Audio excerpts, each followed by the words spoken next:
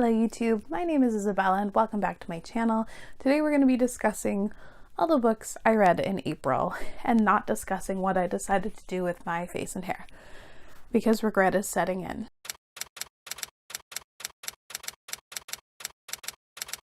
In the month of April, I read 12 books. I was incredibly successful with my owls and I'm very happy with that. I did great in terms of my set TBR. I read every book on there except for one. Overall, I'm happy with the quantity of books I read, although I will acknowledge that a lot of the books I read as well were kind of middle of the road, so I guess we'll just get into it. The first book I read in April was Get a Life, Chloe Brown by Talia Hibbert. This is an own voices story about a fat, black, chronically ill main character named Chloe. She actually has like a near-death experience, so it inspires her to shake up her life and write a list of crazy things that she wants to accomplish. She then enlists her superintendent, Red, into helping her accomplish these things, and love and things follow. They also don't like each other in the beginning, so that's always a bonus, for me at least. To cut to the chase, I absolutely adored this book. It was so sweet and heartwarming. I read it all within the span of one night, and it just, I don't know, it hit all the right notes for me. These two characters on their own and together, I think, were fantastic. They're both going through their own things, and they're both learning and growing from past experiences, and their relationship is so mature and respectful of one another and what they are going through that it just it like really just hits well. Their chemistry was phenomenal, and I really enjoyed the discussions around chronic pain. And then our main male character, he's suffered from emotional abuse from a former partner, and I just really liked all the elements, everything together. It just like was my perfect romance. This is my favorite romance I've ever read, which isn't saying much because I haven't read that many, but I love this book. I'm giving it 5 out of 5 stars, which who'd have thunk, me and romance. The next book I completed was Unkindness of Magicians by Kat Howard. This is an urban fantasy story that focuses around this magical competition and an unseen world of magic. Every 20 years, the competition arrives again for the magical houses to vie for power. I, for the most part, enjoyed this story. I thought it was really interesting, some of the narrative choices. There's a lot of morally gray and like bad people in this story, and you get their perspectives. And there's this element of revenge woven through the story that really makes this book fly by. This story does not focus so much on the magic. It's definitely a story about the characters and their subsequent relationship with magic. I do think there were a couple too many perspectives, or this book needed to be a little bit longer, just a little bit. And I think the writing itself was a little odd at times. There were times where things just weren't described, and I would be like, hold on, and I'd go back, and then I would still think it wasn't actually described. And it happened quite a few times. So the writing was not my favorite, although the book does read incredibly quickly because there are things sort of glossed over and just done very fast. Overall, I enjoyed the story, although I'm not sure it's going to like stick with me for forever. I do recommend it though, and I gave it 4 stars. The next thing I read was Paper Girls, Volume 1, written by Brian K. Vaughan and illustrated by, I always forget his name, Cliff Chiang. This is pitched as like Stranger Things, but like the girl version. And I just didn't personally enjoy this book. I don't think there are some like glaring huge problems with this story. It just wasn't my cup of tea. I feel like there was a lot packed into this volume, and you were never given time to kind of be like, okay, this is what's happening, because it was always constantly one-upping itself in terms of like craziness. It was just a lot in one volume. I didn't particularly like the characters or like their relationships and their dynamics. And I cannot stand the use of slurs used in this story. I understand it's set in the 80s and maybe the character gets called out, and I don't particularly care for the art. I don't think I'll be continuing in this series. No, I definitely will not be continuing on in this series. I gave it 2 stars. It just didn't like work for me. The next book I read, I'm so glad I finally did, and that's Jade City by Fonda Lee. I've been wanting to read this book for so long, and it did not disappoint. This is a fantasy story that takes place in a world similar to ours with one notable change. There is this magical rock, Jade, that can imbue certain people with like these supreme fighting powers, and it sort of formulates their entire world. It's sort of a mafia story, and it was pretty awesome. I already did a full review and posted it, so if you want to hear my full thoughts, I'll definitely link that on the screen. I think this was such a fresh and innovative take on fantasy. It was just so unique and so very interesting, and it doesn't get bogged down by the world because the world is similar to ours, but it's like this totally new world. And can you not tell that I loved it? The characters in here were phenomenal. Their interpersonal relationships and tensions were so great, and like the best part of this story. Everything worked so well for me. I loved it. I gave it 5 stars. Check out my review.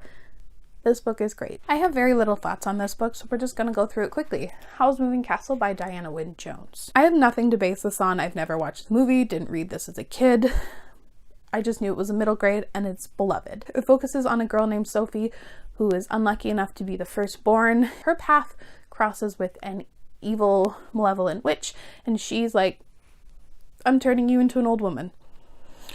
And then she goes on an adventure to try and get this reversed, and I just didn't really care for it.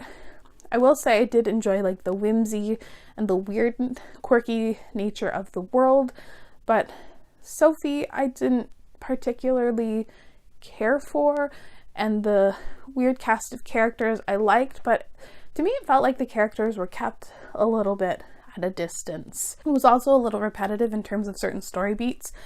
There were things that happened like 1, 2, 3 times in a row, and I'm like, move on or skip it. Like, why do we need this? And I ended up giving this 3 stars. It just, again, didn't quite work for me.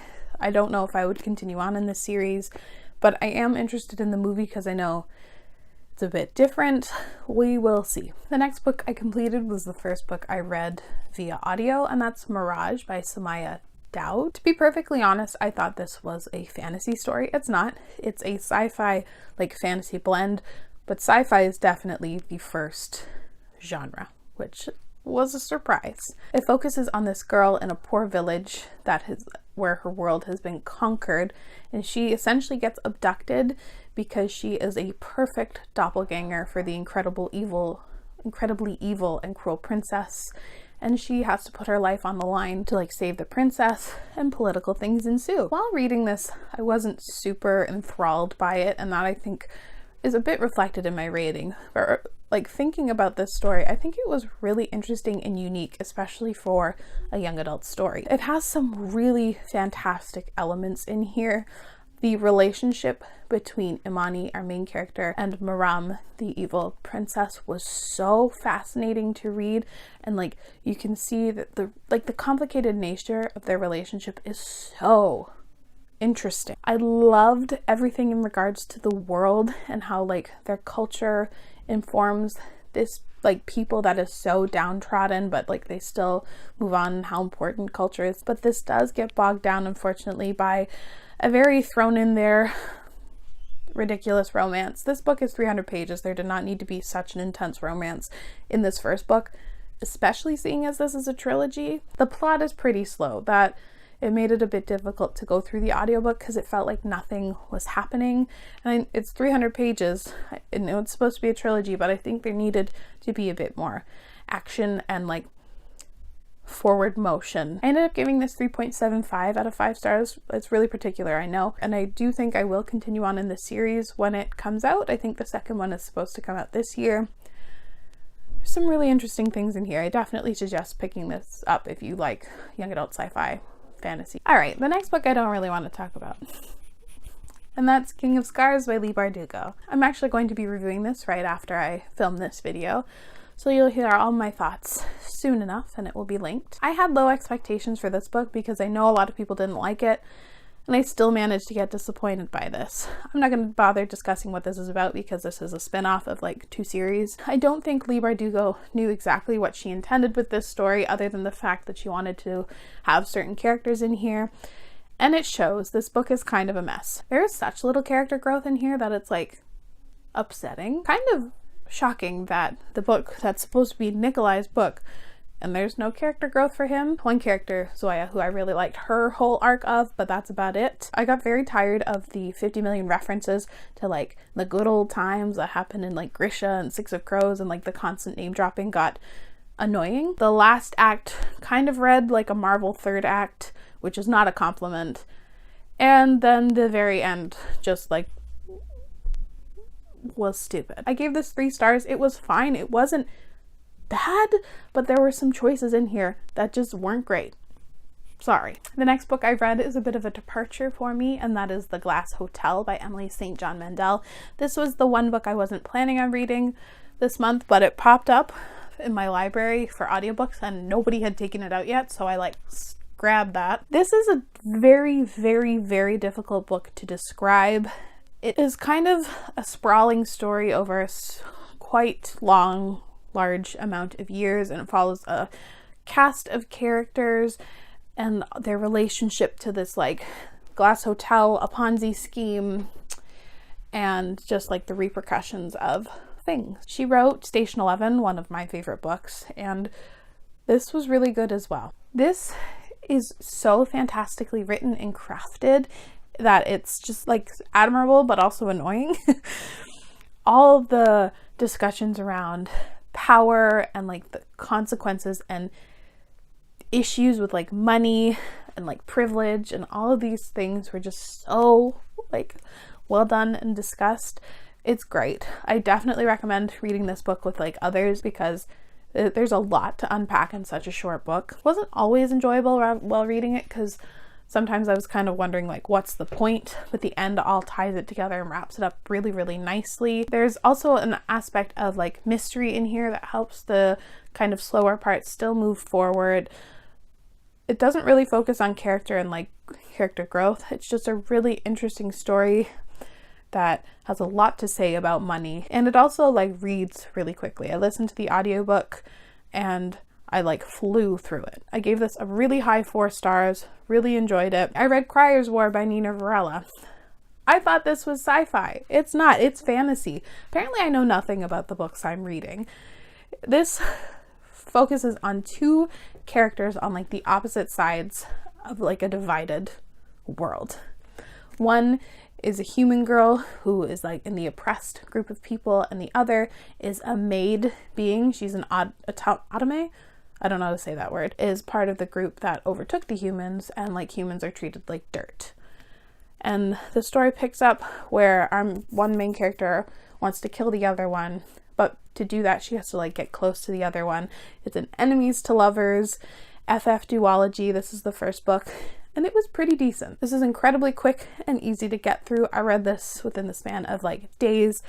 It's really, really fast and easy to read, although it does have my least favorite type of world building, which is just capitals. Everything is just capitalized and never really explained. And it's just like regular words too that are capitalized, and it's just very basic. I liked a lot that these girls are actually enemies. It's not like, oh, they're enemies because one did like this minor thing. They are full-on enemies, and that's great. I would have liked a little bit more of time for their like feelings to shift a bit, just a little bit more of like that enemies to friends to lovers. But the way the story ends, I think, kind of makes up for the real rocket ship of feelings. That was so unintelligible. I'm sorry. I don't know how to better describe it. The characters are very easy to root for, however, because of just like this narrative, and like there's an oppressive people oppressing another people. It's really easy to root for them and like for the good to prevail. There is this like dark and sinister tone written throughout the story in regards to like one character and his nasty plot, and I really like that stuff.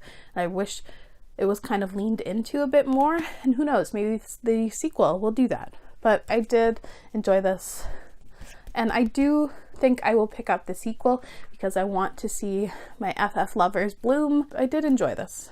It wasn't perfect. I gave it 3.5 out of 5 stars, but I do recommend it. I'm toying with the idea of actually doing a full review for that, so if anyone's interested, let me know because I'm not sure if it's worth it. Next book I read though is The Amber Spyglass by Philip Pullman, and let me tell you, this is a friggin' great finale. This is the third and final book in the His Dark Materials trilogy, and boy was it worth the wait. Boy was it worth the okay middle book. This book is so good. Oh my god. This is what a finale should be. It is heartbreaking but satisfying, and everything in here is earned, and it's just so good. There are amazing stakes in here, and it's like heart-wrenching what happens with these characters and all the choices they have to make. There's some really interesting commentary on like religion in here. There are some of the most amazing and nuanced characters in here that I've read in a very, very long time. I was so emotionally invested in their story. I'm so happy. I need to finally finish the first season of the show, but wow, A+. 5 stars. I'm going to talk about this very quickly because it's very short, and that's The Test by Sylvain Neuvel.